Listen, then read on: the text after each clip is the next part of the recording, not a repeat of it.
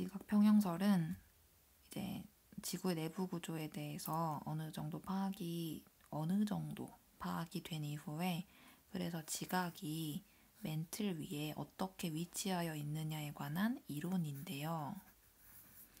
지금은 어느 정도 더 많은 관측 결과들을 통해서 이 두 이론이 둘 다 장점이 있고 단점이 있다. 그래서 종합적으로 이해할 수 있는 판이 마련되었지만 이 당시에는 각자 이제 그러니까 프레트가 주장한 이론과 에어리가 주장한 이론들은 서로 다른 부분에 초점을 맞추고 있었어요. 지각 평형설은 밀도가 작은 나무 토막이 밀도가 큰 물 위에 떠서 평형을 이루는 것과 같이 여기까지는 사족이고, 밀도가 작은 지각이 밀도가 큰 맨틀 위에 떠서 평형을 이룬다는 이론입니다. 평형이라는 뜻은 힘을 받으면 아래로 눌렸다가도 다시 제자리로 복원될 수 있는 상태, 또는 힘을 받아서 위로 올라갔다가도 다시 중력에 의해서 내려와서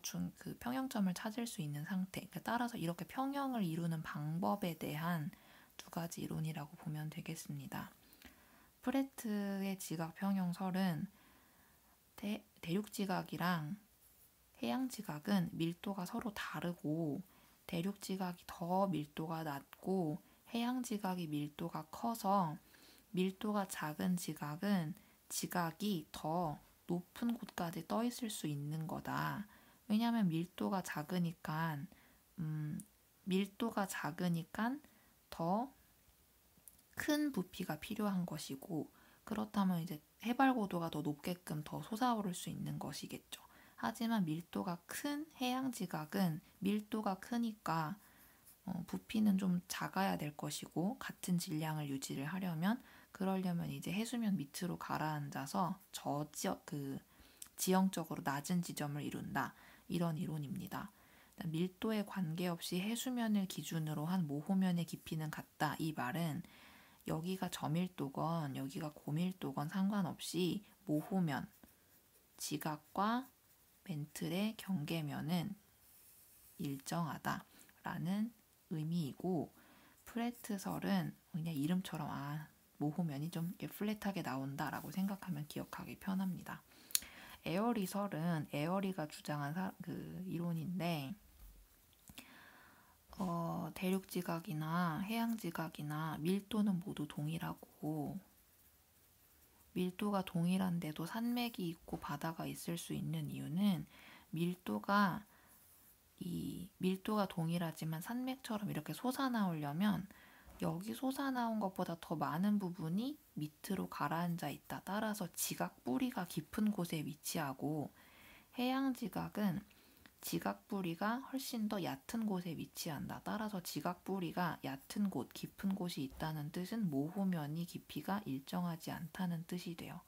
에어리의 지각 평형설은 밀도가 서로 같은 지각이 맨틀 위에 떠 있으며 지각의 해발 고도가 높을수록 해수면을 기준으로 한 모호면의 깊이가 이만큼이나 깊다라는 의미입니다. 두 지각 평형설을 비교하자면 대륙 지각이 해양 지각보다 밀도가 작다라는 것은 어쨌든 이건 팩트니까 프레트의 지각 평형설이 더 타당하지만, 그러니까 여기가 저밀도 여기가 고밀도라는 건 타당하다는 뜻이죠.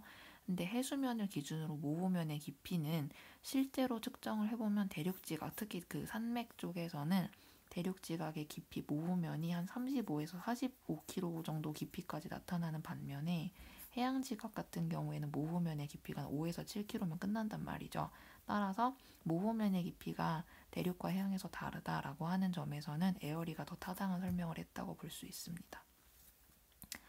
프레트의 지각 평형설로는 대륙 지각과 해양 지각의 밀도가 다르다는 것을 설명할 수 있고, 에어리의 지각 평형설은 해수면을 기준으로 모호면의 깊이가 다르다는 것을 설명할 수 있죠. 이 모형 실험은 보통 이제 시험 문제에 나오면 밀도를 주고 이제 계산하는 편으로 많이 나왔었는데, 이제 밀도가 0.7 제곱센티미터인 나무 토막이 물속으로 잠기면 이제 물의 밀도는 1로 잡으니까 여기서 나무 토막의 밀도는 0.75이고 물의 밀도는 1.0. 그러면은 얘가 이제 4대 3의 비율로 지금 분포를 보이고 있기 때문에 나무 토막에 4분의 3은 물속에 잠긴다라고 생각하면 제일 편해요. 계산할 때 밀도 차이가 이 물의 밀도가 1.0이고 이 나무 토막이 밀도가 0.75니까 이 두 개의 차이만큼 한 0.25가 남잖아요. 요만큼 이제 4분의 1에 해당하니까 요만큼이 위에 뜨고 요만큼이 밑에 잠긴다라고 생각하면 편합니다. 지구의 중력장. 중력장은 중력이 미치는 범위를 중력장이라고 하는데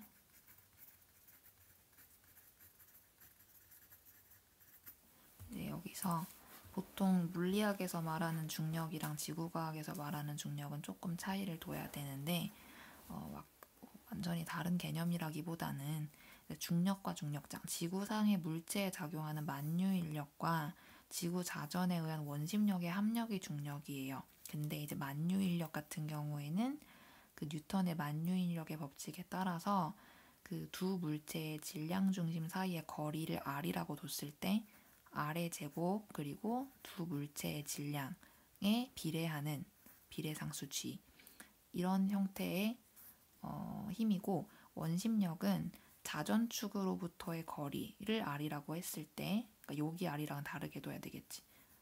자전축으로부터의 거리를 R이라고 뒀을 때 R분의 M 물체의 속도 mv 제곱 이런 형태의 식을 가지고 있습니다. 그러니까 벡터 합이기 때문에 단순하게 산술적인 합을 하면 안 돼요. 지구상의 물체 작용은 만유인력과 원심력의 합력이 중력이고 중력이 작용하는 지구 주위의 공간이 중력장인데 만유인력은 지구 중심과 물체 사이의 거리의 제곱에 반비례한다. 아까 전에 표현한 요 식이고 원심력이 조금 이제 고려할 게 많은데 지구 자전 때문에 생긴 힘이고 자전축의 수직이고 지구의 바깥쪽으로 작용하면 그러니까 지구의 바깥쪽이라고 하는 것은 여기가 자전축일 때 자전축의 수직인 방향으로 바깥쪽으로 작용한다는 뜻이고 크기는 자전축으로부터의 수직거리에 비례한다. 자전축이 여기라고 하면 적도에서의 원심력은 요만큼에 해당하는 R을 가지는 것이고 이 중위도 지역에서의 R은 요만큼에 해당하는 R을 가져요. 자전축으로부터의 수직거리, 자전축으로부터의 수직거리, 자전축으로부터의 수직거리. 따라서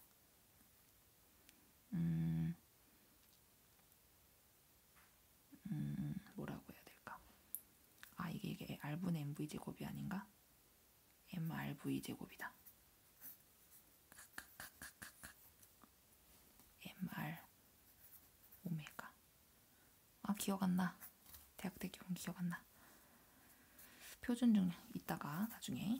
표준 중력은 지구 타원체 내부의 밀도가 균일하다고 가정할 때 위도에 따라서 달라지는 이론적인 중력값인데 위도에 따라서 달라진다는 게 핵심 포인트예요. 표준 중력이. 위도에 따라서 달라진다는 게 포인트고 고위도로 갈수록 커지고 저위도 지방에선 제일 작다. 근데 이제 만유인력이랑 원심력의 합력이 표준 중력이기 때문에 만유인력은 변하지 않는다고 치고 사실 변하지만 이제 원심력이 가장 큰 곳, 가장 작은 곳이 더 영향이 커요. 표준 중력을 결정을 하는데. 그래서 지구 중심 방향을 향하는 만유인력과 자전축의 수직인 지구 바깥 방향으로 향하는 원심력이 만유인력은 고위도가 저위도보다 크다. 왜냐하면 지구가 찌그러진 타원체고 요 거리가 요 거리보다 짧으니까. 그리고 요 반지름은 분모에 들어가니까 얘가 클수록 만유인력은 작아지고 따라서 저위도에서 작습니다. 원심력은 고위도보다 저위도에서 큰데 왜냐하면 원심력에서 더 멀리 있을수록 원심력이 커지니까 더 먼 반지름을 가진 저위도에서 최대 그리고 더 적은 반지름을 여기서는 반지름을 따지는 게 아니라 자전축에서부터의 수직 거리인데 고위도로 갈수록 요 거리가 짧아지니까 점점 짧아지니까 요 값이 아주 작아지게 되고 따라서 극에서는 0에 수렴합니다. 사전축에서의 거리가 0이니까.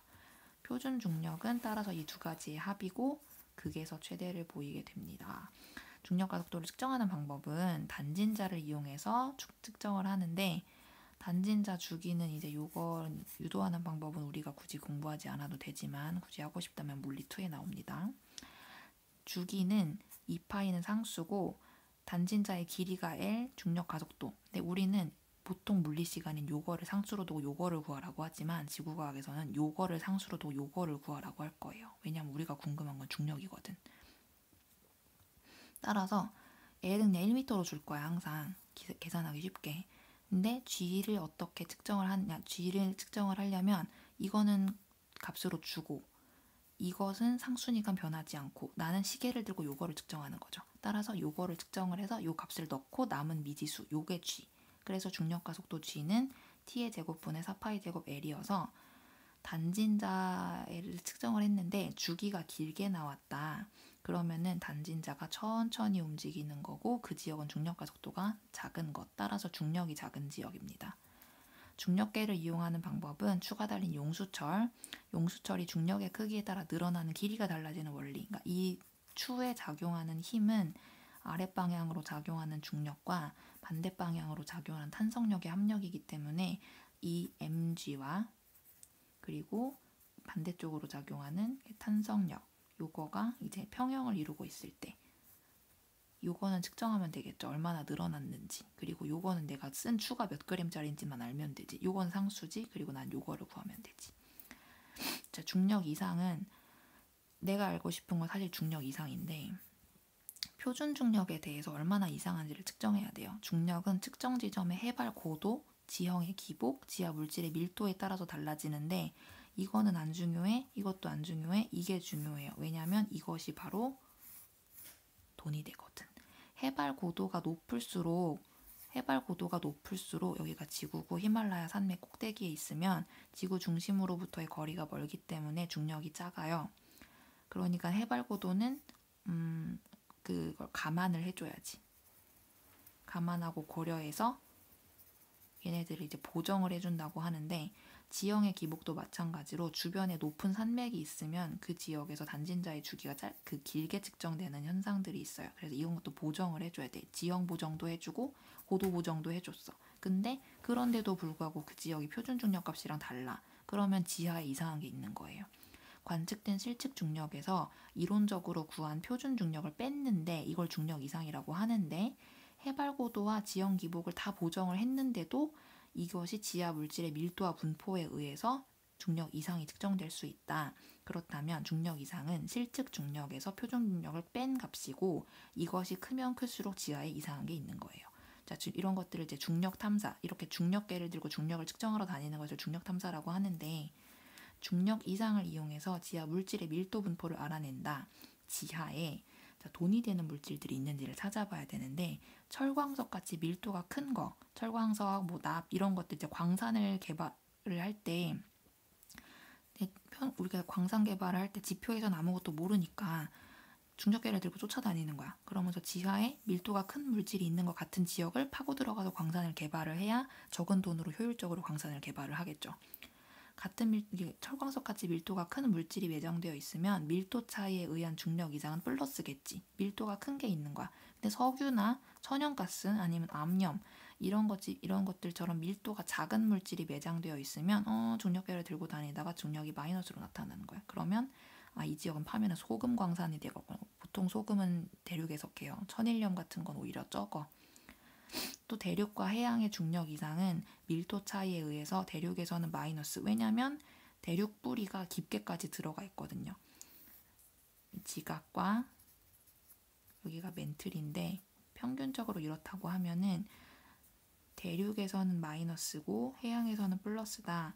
대륙 뿌리가 해양 뿌리 대륙 뿌리라고 하는 것은 대륙의 모호면인데 상대적으로 더 깊이 내려가 있기 때문에 밀도가 작은 지각이 더 깊이까지 존재한다는 것이고 따라서 중력 이상이 마이너스가 됩니다. 해양에서는 상대적으로 이제 해양 지각이 얇으니까 밀도가 큰 멘틀 물질이 더 위에까지 올라와 있고 그러니까 중력이 더 크게 측정되는 효과가 있죠.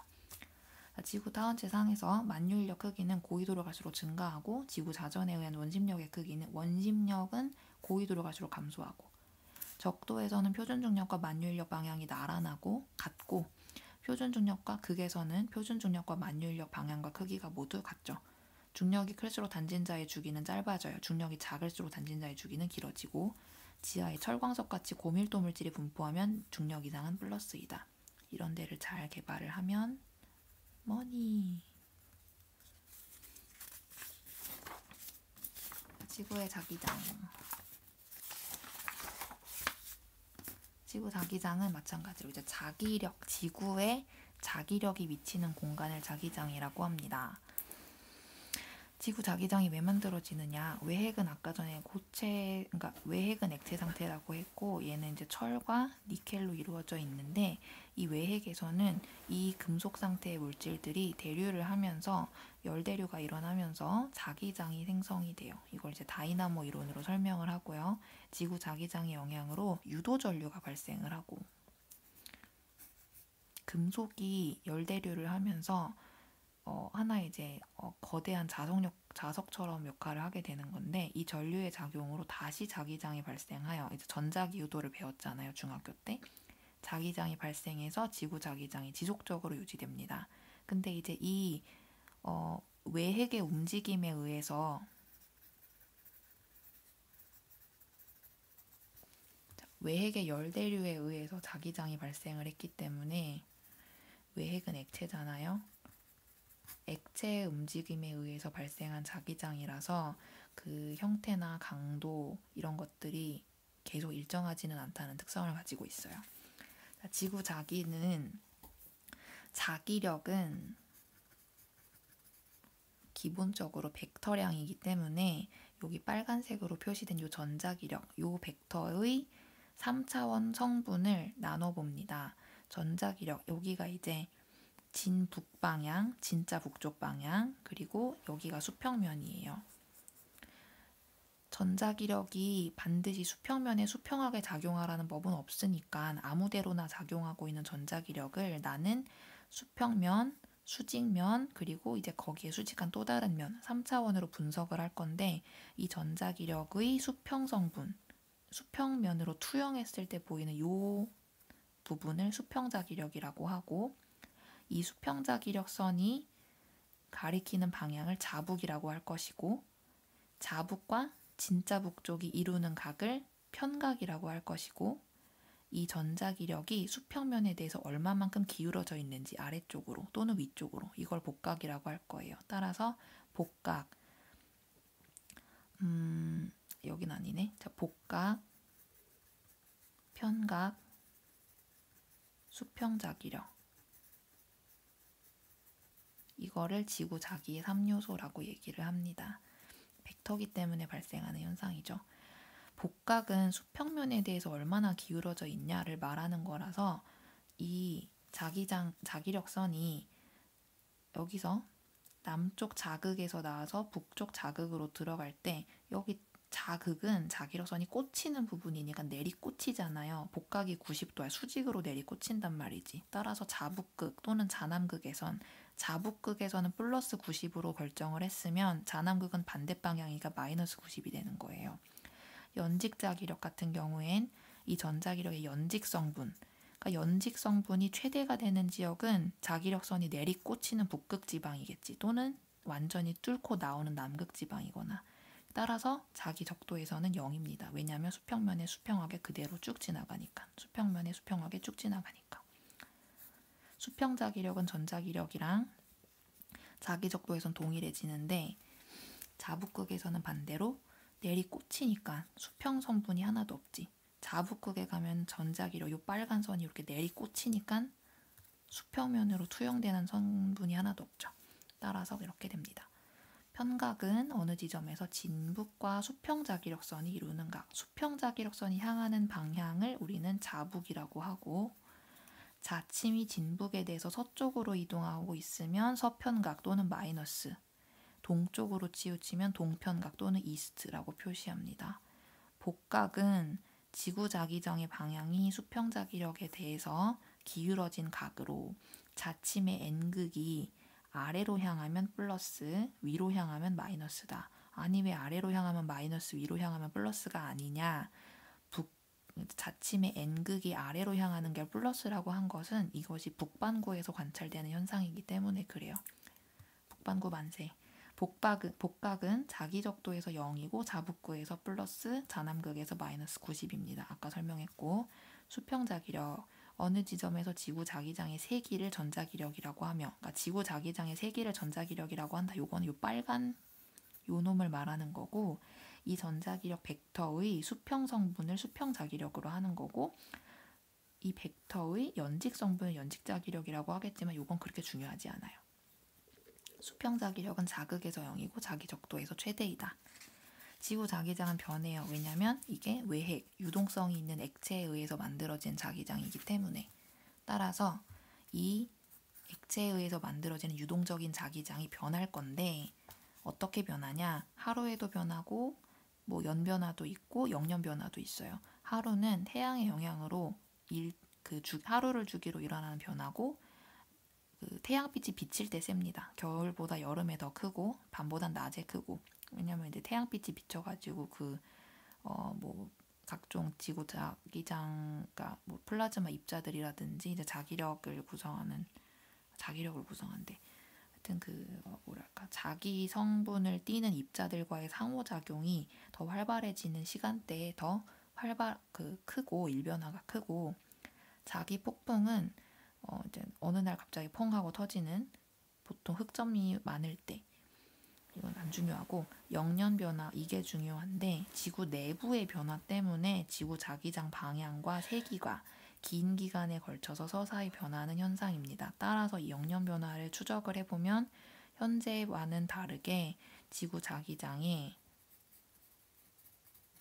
어떤 그 방향, 지금은 북극이 S극이고 남극이 N극인데 옛날엔 아니었던 적도 있었어요. 그리고 편각이랑 복각 같은 것도 과거랑 지금은 달랐어. 이런 것들을 이제 암석에 기록된 어떤 특성들을 추적을 해가지고 지구 자기장이 어떻게 변해왔는지를 알아내는 것들이 또 하나의 학문 분야입니다.